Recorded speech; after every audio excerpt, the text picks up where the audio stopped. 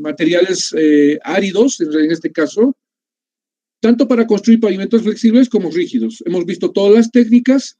Ahora vamos a entrar al dimensionamiento, es decir, al diseño de los espesores de esta estructura de pavimentos. Bueno, vayamos. Métodos de diseño. Independiente de lo que nosotros quisiéramos diseñar, ya sea un pavimento flexible o un pavimento rígido, podemos tomar dos rumbos que a la fecha tenemos para hacerlo. El primero es tomar en cuenta el método empírico, de diseño empírico, o encaminarnos por el método de diseño analítico o racional.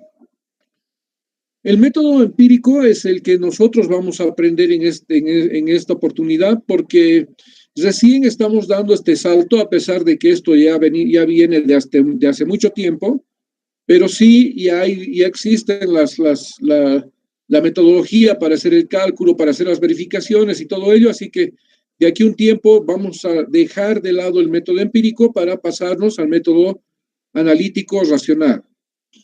En respecto al método analítico racional, ya ha sido desarrollado un método que se llama mecanicística empírico, que es del mismo propietario del método de diseño empírico, es decir, del método Ashton.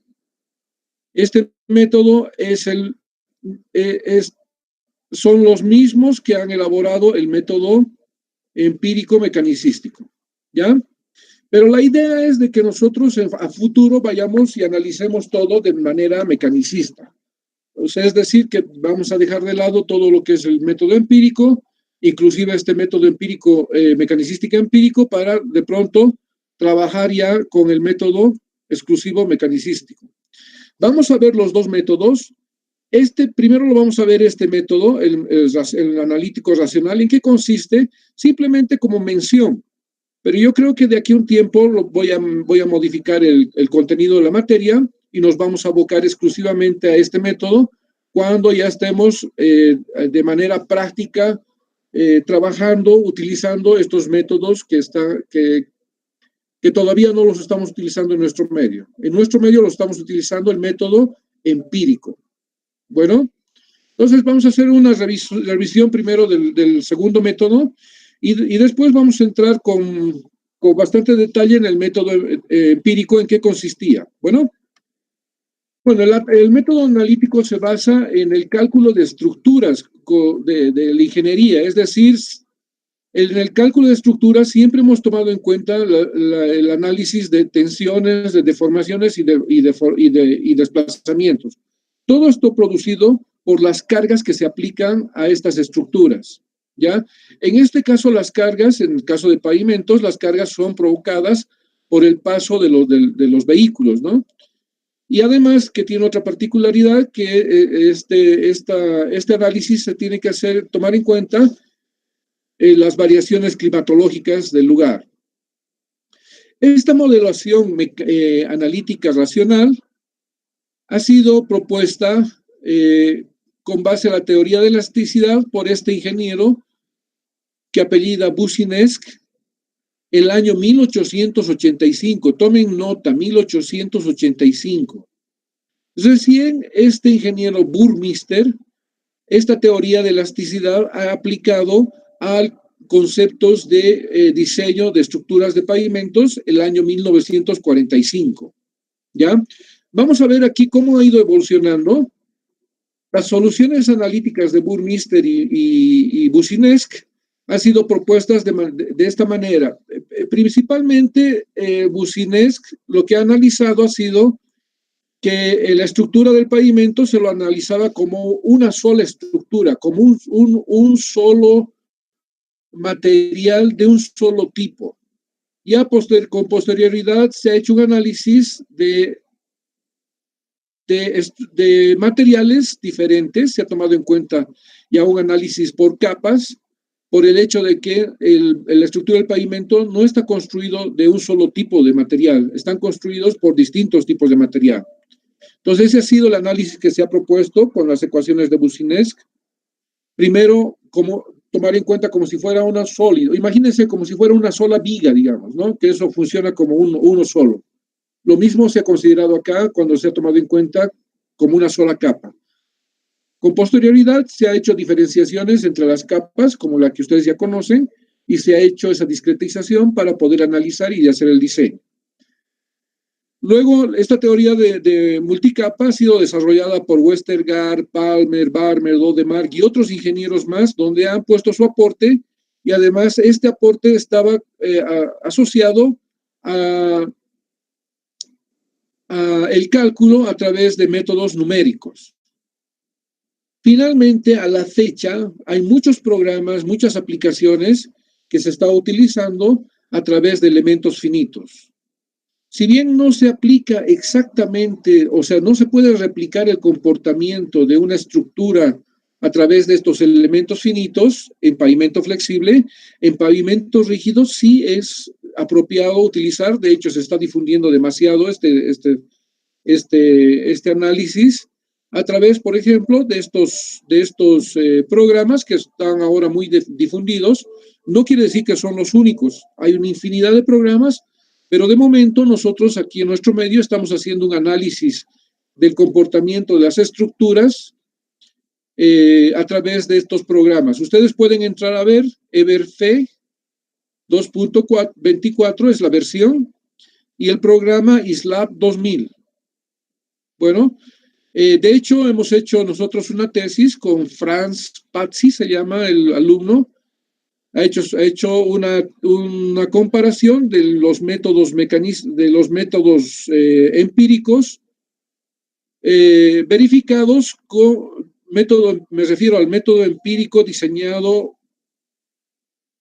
un pavimento rígido, y lo que él ha hecho ha sido una verificación del comportamiento de esas losas diseñadas con este programa que toma en cuenta elementos finitos.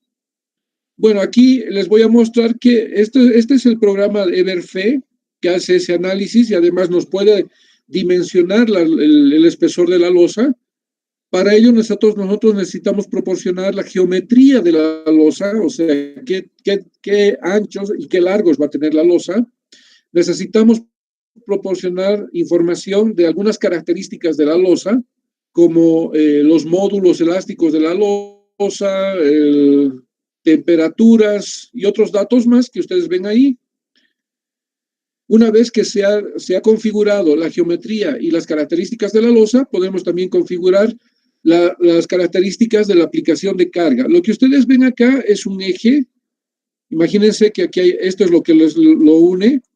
Aquí estarían tres ruedas de un lado y tres ruedas del otro. O sea, son ruedas dobles. Entonces ahí se ha configurado el eje que va a aplicar sobre estas losas, las temperaturas temperaturas ambiente de donde se va a construir, tanto las temperaturas altas como las bajas, la subrasante de apoyo, ahí tenemos la subrasante, expresada en principio por CBR y convertida a valor de K, ¿no? ¿Qué es lo que hacemos con todos estos datos? Lo que hemos hecho ha sido generar una matriz como la que ustedes ven. Aquí están la junta longitudinal y lo que ven estas rayitas acá son las barras de amarre. Y aquí tenemos las juntas transversales donde tenemos las barras de transferencia de carga. ¿Está bien? Y si ustedes ven con detalle, ahí tenemos una información bien importante que les voy a mostrar. Aquí en este caso, si se fijan, está replicado la aplicación de cargas de un eje, Triden en este caso, sobre la losa de hormigón. Este es un vehículo que tiene un eje Triden, un eje simple de rueda doble y un eje simple direccional de rueda simple. Entonces lo que se hace es analizar con el programa. Lo que nos va a dar aquí son las tensiones en el eje X de manera longitudinal y las tensiones transversales.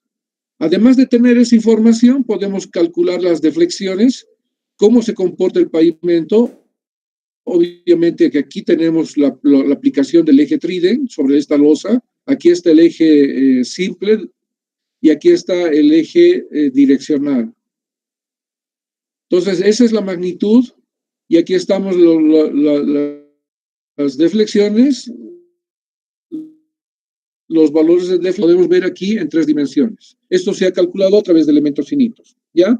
Este es el paso que nosotros deberíamos dar tanto en estructuras flexibles como en pavimentos rígidos. Se está estudiando demasiado, quizás de aquí a un tiempo ya nos vamos a migrar a este tipo de análisis para que nosotros podamos tener información más precisa y espesores mejor diseñados, ¿no? Bueno, eso era lo que les quería contar respecto al método racional, analítico racional, pero lo que nosotros utilizamos para el diseño de pavimentos es el método de diseño empírico. ¿En qué consiste este método? Tiene como fundamento este método unas secciones estructurales cuyo comportamiento ha sido analizado de manera experimental y este análisis que ha sido tomado en cuenta en ese momento, vamos a hablar de en qué momento se ha producido todo esto, a la fecha están siendo comprobadas de forma analítica con todos esos programas que les he mencionado. Esto es el método de diseño de espesores de pavimentos más ampliamente usado a nivel mundial. Cuando decía a nivel mundial, yo pensé que más allá de Estados Unidos nadie lo conocía, pero ahora sí me he enterado que hasta los chinos han aprendido a diseñar sus pavimentos según este método AASHTO, que es basado en el método empírico. ¿En qué consiste este método AASHTO? Lo que han hecho en este método han generado unas pistas de diseño, unas pistas donde han construido unas estructuras, han aplicado las cargas, conocían los suelos, los materiales de la estructura y como suelo de fundación, y además conocían las condiciones climáticas del lugar. Entonces, con estos datos, lo que se ha hecho es analizar el comportamiento del pavimento en el tiempo y cuánto daño producía. O sea, han hecho un eje como el que ven acá. A medida que iba pasando el tiempo, el pavimento se iba dañando. Entonces, ahí lo que han hecho ha sido la acumulación del daño ante las aplicaciones de carga y se han identificado algunas fallas del pavimento. Y esto es lo que ha servido para hacer un retroanálisis, pero principalmente para proponer un método de diseño, ¿ya? En eso consisten los parámetros analizados en el método AASHTO. ¿Qué es lo que han hecho en esta prueba? En el método AASHTO de diseño de espesores de pavimento flexible o rígido, está basado en este ensayo, en esta prueba que se ha concebido gracias a esta organización que se llama, que aquel entonces era AASHTO, no era AASHTO, no tenía la T. Y lo que han hecho ha sido lo siguiente. Este método ha comenzado, la planificación de este método ha comenzado el año 51. Imagínense, año 51. Quisiera que lo tomen nota estos datos, porque vamos a ver qué es lo que ha pasado en el tiempo. La planificación ha comenzado en el año 51, ¿ya? Y la construcción ha comenzado recién en el año 56. Es decir, la planificación habría durado ¿cuántos años? Total, 5 años, ¿ya? La construcción ha comenzado el 56 y recién el año 58 se han aplicado las cargas sobre el pavimento ya construido.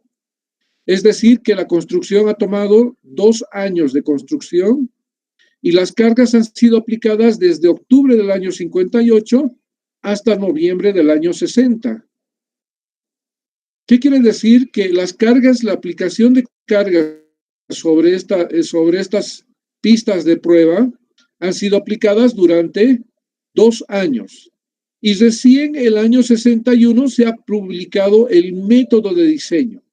El año 61 se ha publicado la primera versión del método de diseño. Como verán, del año 51 al 61 ha tomado aproximadamente 10 años para la elaboración de este diseño. ¿Ya? ¿Qué es lo que han hecho en esa prueba AASHTO? Lo que han hecho ha sido planificar ¿qué? Han planificado la construcción de estas pistas. Todavía existe esta ciudad, Ottawa, y esta ciudad, Utica. Entre estas dos ciudades se han construido pistas, así se llaman. Aquí está la pista número 1, perdón, aquí está la pista número 1, aquí está la pista número 2, la pista número 3, la pista número 4, 5 y 6. Lo que ellos han construido son 6 pistas. Me he tomado la molestia de entrar a Google, me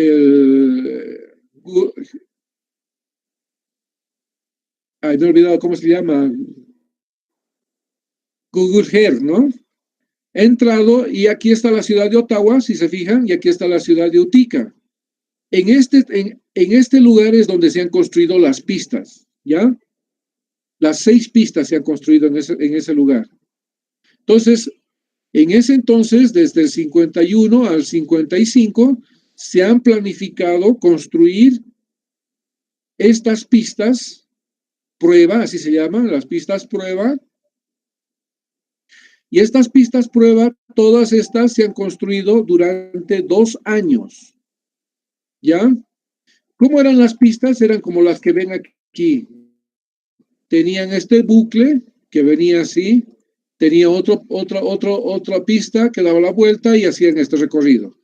Entonces, esta era la forma de las pistas que estaban construidas ahí.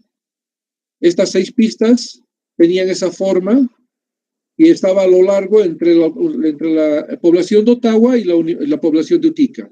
¿Ya? ¿Qué características tenían estas pistas? Tenían la mitad de la pista, como ustedes pueden ver aquí, que lo voy a pintar de amarillo, lo voy a resaltar. Esta pista era de pavimento flexible y la otra pista, la que ven aquí en blanco, no lo voy a pintar, era de pavimento rígido. Todas las 6 pistas tenían esas características. La mitad estaba construido en pavimento rígido y la mitad estaba construido en pavimento flexible. Así se llama el ensayo, pista de ensayo de la ASHO, no tenía la T, ¿ya? Entonces, las 6 pistas tenían estas características, mitad en pavimento flexible y la otra mitad en pavimento rígido. Pero no tenían los mismos espesores, o sea, no quiere decir que desde acá, desde donde comenzaba el pavimento flexible hasta donde terminaba, todo esto era del mismo espesor. Habían varias secciones en esta pista. Entonces, ¿qué es lo que han hecho? No todas las pistas tenían la misma forma. Son 4 pistas que tienen esta forma. 4 pistas las que tienen esta forma. Una sola tiene esta y una sola tiene esta otra forma. Por eso está aquí, si se fijan, aquí hay un bucle bien pequeñito, es la pista 1.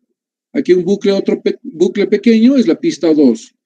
Pero de la 3 a la 6 tenían esta forma, ¿no? La que ven ustedes ahí. Entonces, todas las pistas siempre han estado caracterizadas porque la mitad era en pavimento flexible y la otra mitad era en pavimento rígido. Todas las pistas. ¿Qué es lo que se ha hecho en estas pistas? La pista 1 se ha dejado sin aplicación de cargas, es decir, durante esos 2 años donde se han aplicado las cargas en las otras pistas, en este caso, en la pista 1 no se han aplicado cargas, es decir, que no han circulado vehículos sobre esta pista.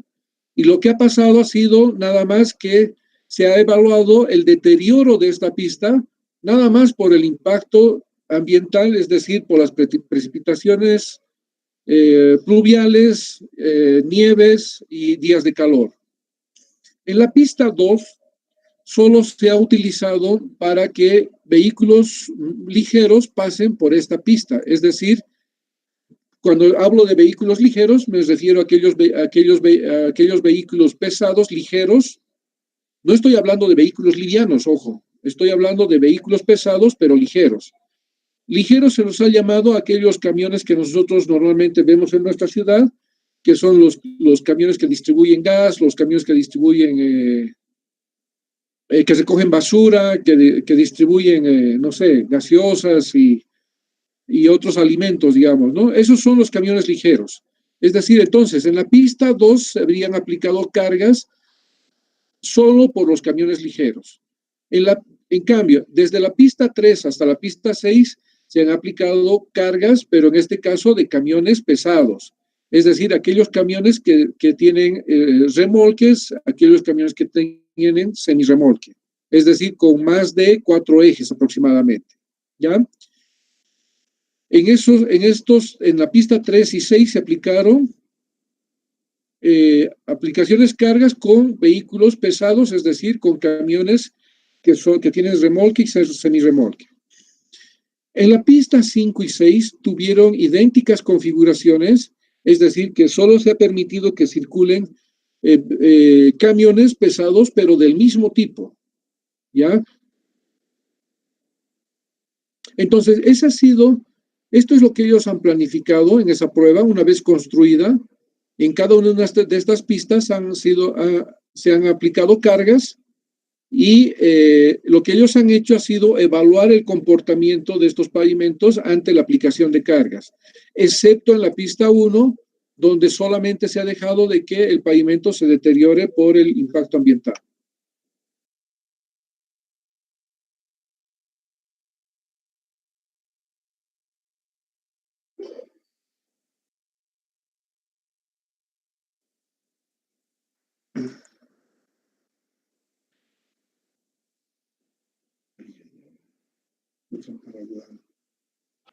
Ahora sí están viendo, ¿no? La presentación. Por favor, dígame. Sí, ingeniero. Sí. Ya. Entonces, lo que hemos visto es que cómo han sido utilizadas estas pistas. En esta prueba ha servido para estudiar, como ya me había anticipado, el comportamiento de las estructuras, tanto en pavimento flexible como en rígido. Pero como les he dicho, en cada trecho de pavimento flexible o de pavimento rígido, existían, ¿cuántas? 368 secciones en pavimento rígido y 468 en pavimento flexible. Vamos a ver en qué consisten esas secciones. Es decir, que una de estas pistas, por ejemplo, podría ser la pista 1, no, la 1, la 2, la 3 vendría a ser, ¿no? De la 3 a la 6 tienen esta forma. Entonces, se dice que, lo voy a remarcar acá, lo que se ha construido son 368 secciones en pavimento rígido y 468 secciones en pavimento flexible, ¿ya? Entonces, ¿cómo son las secciones? Este trechito es una sección que es diferente en espesor a la segunda sección. Segunda sección, estamos hablando del pavimento flexible, ¿no es cierto? Luego tenemos hasta llegar a la sección 368, ¿ya? Lo mismo ha pasado en pavimento rígido. Por citarles un ejemplo, esta podría ser la sección 1, luego la sección 2, hasta llegar a la sección 468. En todas las 6 pistas se han distribuido estas secciones. Es decir, un total de ¿cuánto? No sé si tienen a la mano la calculadora, 368 más 468. Se han construido 836 secciones en las 6 pistas. 836 secciones. ¿En qué consistían esas secciones? Las secciones de pavimento flexible, por ejemplo, pavimento flexible, tenían distintos espesores de capa subbase, fíjense. Esta podría ser la sección 1, esta podría ser la sección 2, esta la 3, hasta llegar ¿a qué? A las 468 secciones, hasta llegar a las 468 secciones. Entonces, había 468 tipos de espesores de pavimento flexible en las 6 pistas construidas. En cambio, en pavimento rígido, igual tenía la sección 1, por ejemplo, tenía esta configuración, el hormigón apoyado sobre una capa subbase. La sección 2, un hormigón, en este caso, no estaba apoyado sobre capa base, estaba directamente apoyado sobre un suelo de subrasante. La sección 3 tenía otro espesor de capa de hormigón, con otro espesor de capa subbase y así sucesivamente, hasta completar las 368 secciones de pavimento rígido. ¿Está bien?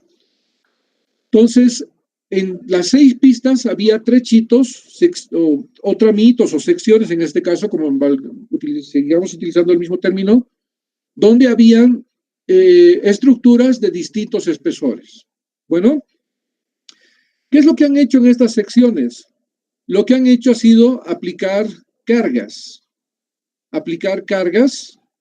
con estos vehículos donde ya se conocía su eje, se conocían los ejes de estos vehículos y además estaban lastrados. Fíjense, aquí tenía unas cargas ya ¿cómo les digo? Conocidas, cargas conocidas, y lo que hacían era circular por estas pistas donde se había construido esta prueba Ashton. ¿Qué es lo que han hecho ellos? Han hecho que los vehículos circulen 365 días del año, 24 horas de cada día, durante 2 años. Cuando hemos hablado de que del año de octubre del 58 a noviembre del 60 se han aplicado cargas, entonces en esos 2 años se han aplicado cargas de este tipo, es decir, que los vehículos no eran cargas estáticas, eran cargas móviles. Es decir, estos vehículos iban circulando por las pistas y cada cierto tiempo renovaban al conductor y entraba otro y seguían circulando y han circulado durante esos 2 años, que equivale a ¿cuántos? 365, a 730 días de circulación por 24 horas, sería como 17.520 horas de uso de esas pistas. Pero mientras se hacía el uso, simultáneamente habían ingenieros que hacían la evaluación de esas secciones. ¿Cuál era el comportamiento de estas secciones? Probablemente ¿por dónde me voy? Probablemente podría ser de que ante una misma aplicación de cargas, probablemente esta sección era la que fallaba, lo mismo que en este caso, ¿no? Esta que no estaba apoyado sobre un suelo homogéneo, estaba directamente sobre un suelo de subrasante, probablemente era la que más se dañaba. Y al contrario, ¿no? Quizás han identificado en alguna de las secciones donde tenía otro comportamiento, es decir, podía estar con un buen comportamiento, por ejemplo, una sección como esta, o podría estar con un buen comportamiento, probablemente este tipo de sección. Entonces, eso es lo que han ido evaluando durante esos 2 años de aplicaciones de carga. Aquí están los camiones que han circulado. Aquí están los camiones ligeros de la pista 2, pista 3, pista 4, la pista 5 y la pista 6.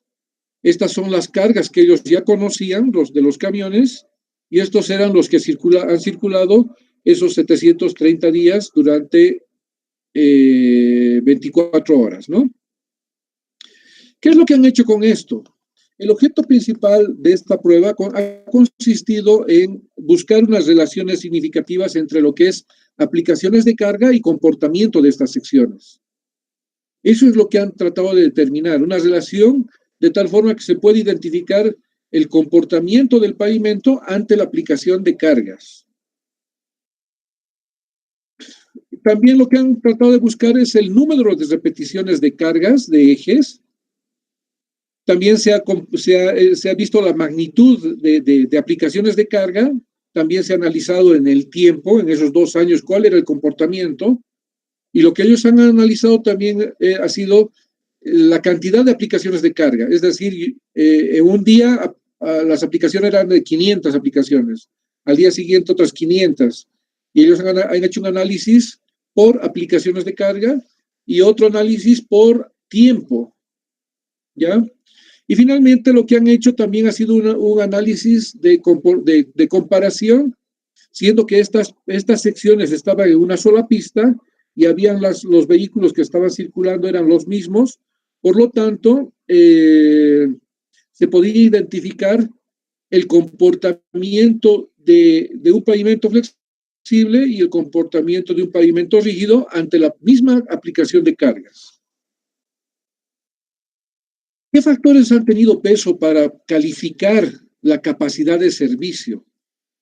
Se ha conocido como capacidad de servicio la calificación que se le otorgaba al pavimento en función de estas aplicaciones de carga o del tiempo, ¿no es cierto? ¿Cómo ha sido calificada esa capacidad de servicio?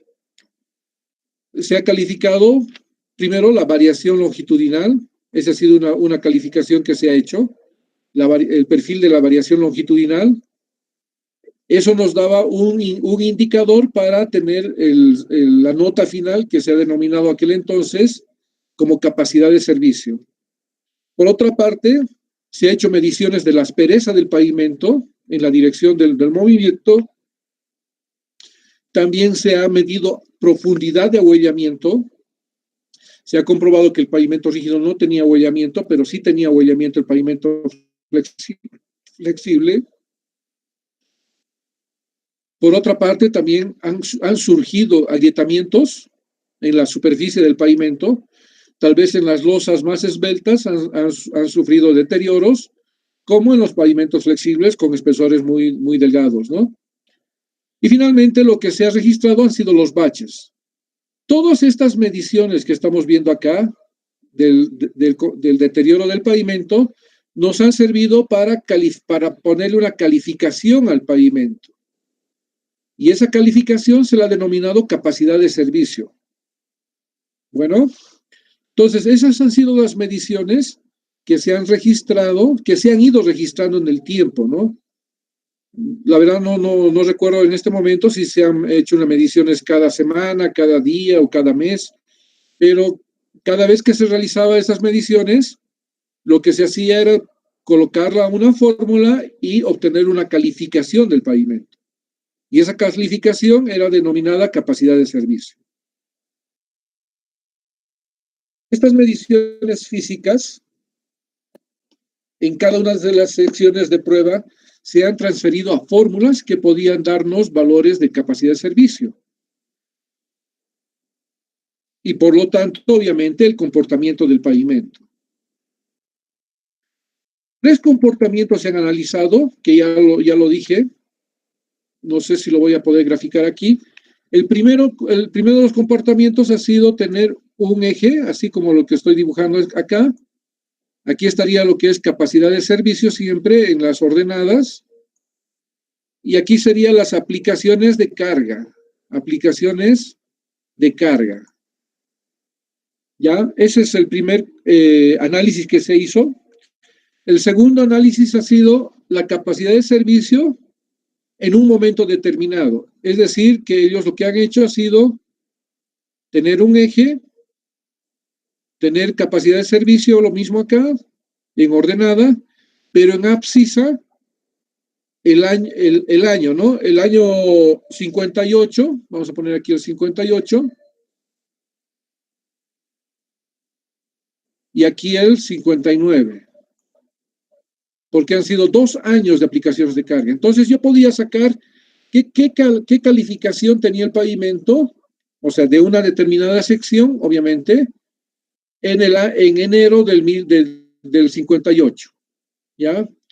Y aquí yo podía tener la cantidad de aplicaciones de carga, podía tener 500 aplicaciones, 1000 aplicaciones, 1500 aplicaciones y así sucesivamente.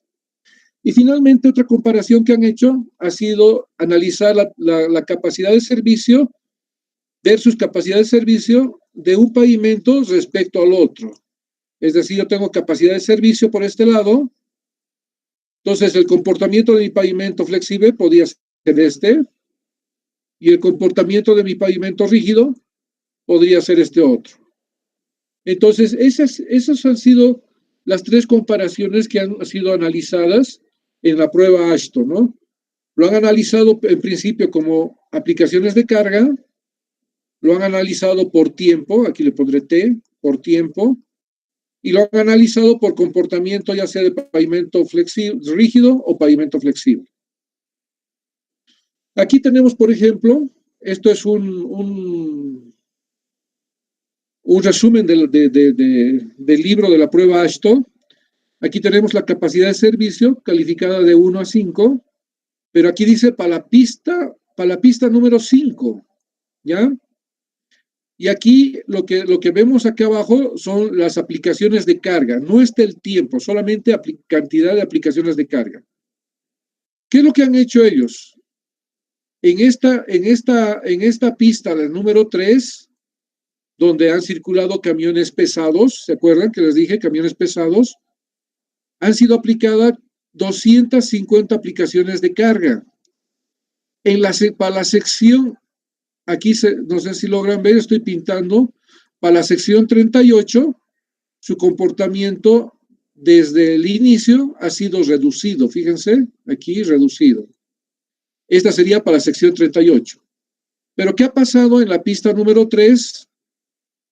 Para la sección número 4, en pavimento flexible. Obviamente que respecto al inicio, o sea, cuando no se han aplicado cargas, se ha visto también disminuida.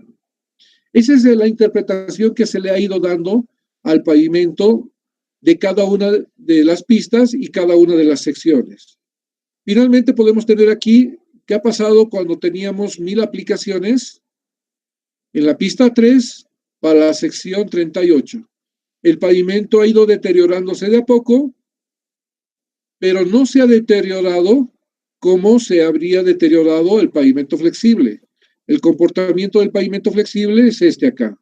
Entonces aquí tenemos las comparaciones entre pavimentos y en función de las aplicaciones de carga. Lo que he explicado ha sido para la pista número 3. Aquí tenemos la pista número 5. Fíjense, aquí tenemos otra sección. Obviamente que esta sección es diferente a la sección 38, ¿no? En espesor. Lo mismo acá, la sección 11 es diferente a la sección 4. Por lo tanto, ante la misma cantidad de aplicaciones de carga voy a tener obviamente distintos comportamientos. Obviamente me imagino que acá la estructura del pavimento flexible probablemente sea de menor calidad o de menores espesores que la que estaban en la sección número 4 de la pista 3. En cambio, el pavimento rígido, aquí teníamos un comportamiento casi homogéneo, no había mucho de deterioro. Lo mismo, fíjense, aquí tenemos la pista número 4, aquí tenemos la pista número 6, y lo que se ha ido graficando en realidad son las 468 secciones de pavimento flexible y las 368 de pavimento rígido.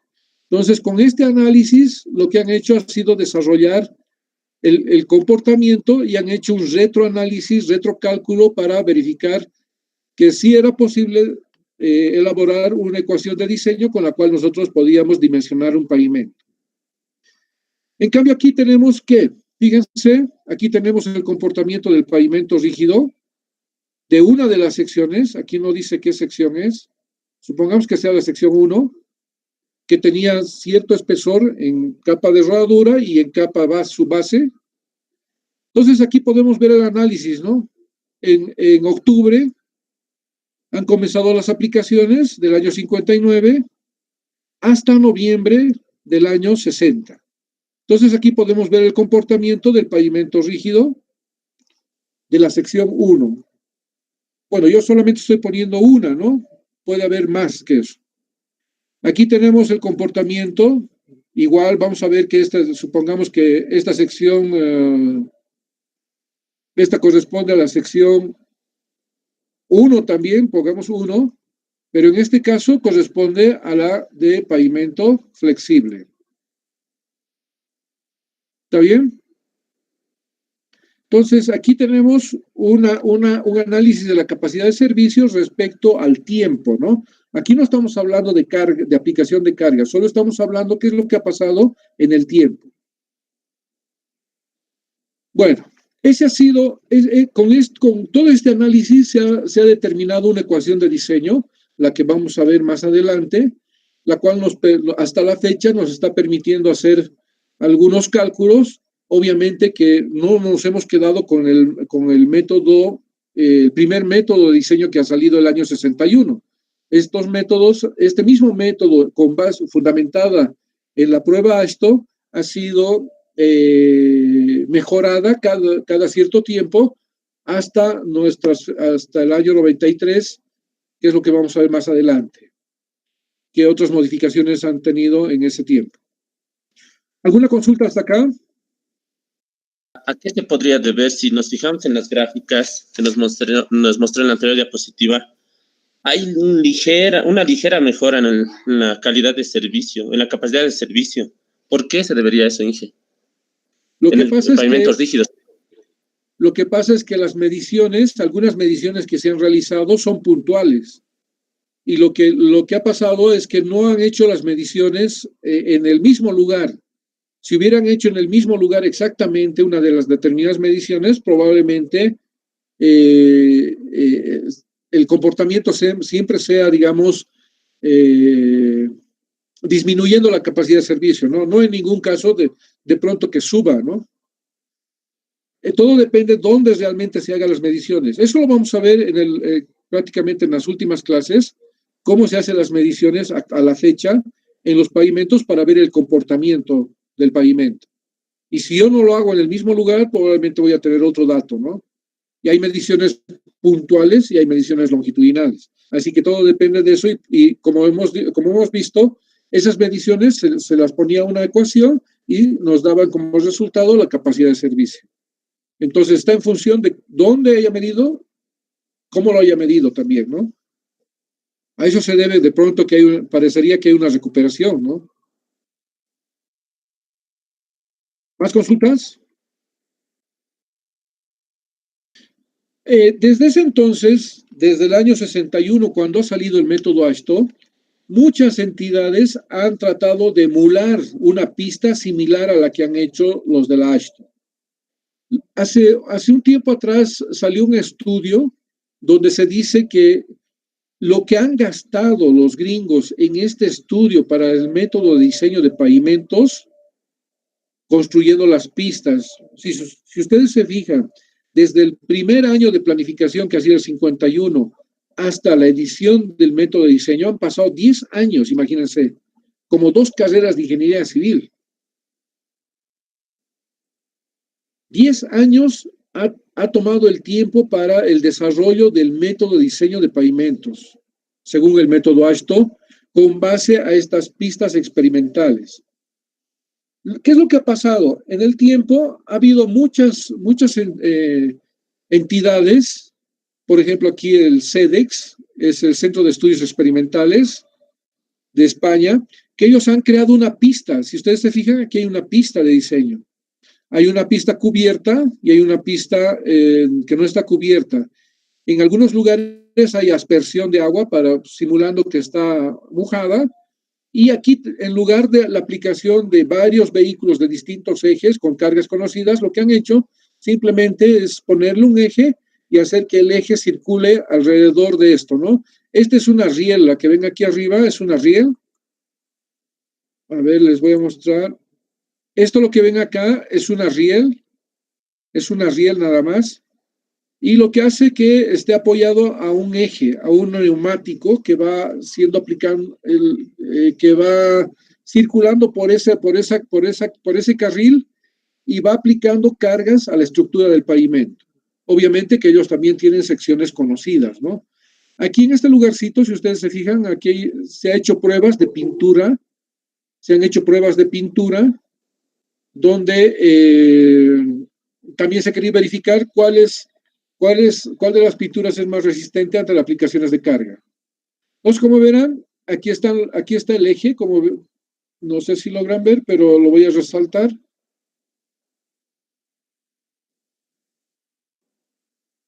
A ver un momentito. Este es el eje, solo un eje, ¿no? No son varios camiones. Este muro que veían aquí es la guía, fíjense que está la guía, y el eje es el que va circulando. Fíjense, tenían secciones diferentes, sección 1, 2, 3, 4, 5, 6, de diferentes espesores, Este sería la aplicación de carga. Aquí está la guía, por llamarlo, el carril, el que hace que circule por toda esta pista, ¿no?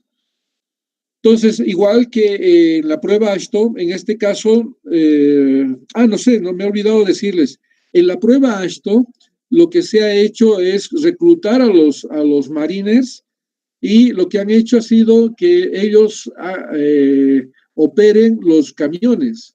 Es decir, que se sorteaban, entraba otro regimiento y iban rotando para que no se aburran durante 2 años, imagínense, hacer circular por las pistas. Entonces, en este caso, como me imagino que los militares a lo mejor estaban ocupados, han generado este eje para que deteriore, circule sobre la estructura del pavimento. Así como en este caso de la prueba de España, han creado varios otros países, por ejemplo, Suiza ha creado su eje, es desde aquí se tiene la sección, entonces este eje vuelve. Entonces va deteriorando el pavimento y va generando aplicaciones de carga. Los franceses también han hecho algo parecido, parece un carrusel de fatiga, así se llama, carrusel de fatiga.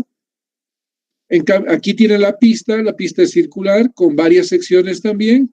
En lugar de que aplique una carga, en este caso se multiplica por 4, ¿no? Porque es una pista circular. Pero aquí solamente se está analizando también un efecto de la carga aplicada en curva y no en tangente, ¿no? En Dinamarca también se ha hecho algo parecido, pero en este caso se ha hecho en un lugar cubierto, donde no sé si logran ver acá, hay unos aire acondicionado para darle una temperatura al pavimento. Todo esta es la pista y este es el eje, ¿no?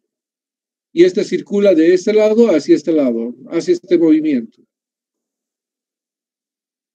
Se ha creado un simulador de cargas en Sudáfrica, de tal forma que fíjese, aquí está la ruedita de transporte del equipo, es un camión, tiene dos ejes nada más, pero la rueda que va a aplicar cargas va a ser la que está aquí en el centro, ¿ya? Este camión se desplaza al lugar, por ejemplo, yo lo puedo llevar a La Paz Oruro, lo dejo estacionado, y lo que va a hacer este camión es, este eje va a ir de atrás, va a ir adelante y va a ir atrás. Y va a aplicar, va a ser una aplicación de cargas acelerado y podemos ver el comportamiento real de este pavimento. En Australia también se ha hecho algo parecido, fíjense, en este caso son como cuadraditos, una estructura, aquí hay otra estructura y aquí, pero el eje es uno solo y va aplicando cargas y se va analizando el comportamiento. En la Universidad de Colombia de los Andes se ha creado algo parecido, fíjense. Aquí están las secciones y este eje es el que va adelante y va atrás. En Brasil, a diferencia, este está dentro de un ambiente cerrado donde se puede controlar temperaturas para ver el comportamiento del pavimento en temperaturas. Pero aquí en Brasil se ha creado, fíjense, aquí están unas pistas. Estas son las 3 pistas, acá se ve. Y son unos reticulados, un reticulado apoyado, fíjense, está apoyado acá, y en el otro extremo también está apoyado. Pero lo interesante es de que aquí hay un eje que circula de atrás, va adelante y va atrás, va adelante y va atrás. Entonces va haciendo aplicaciones de carga sobre plataformas ya construidas con espesores construidos.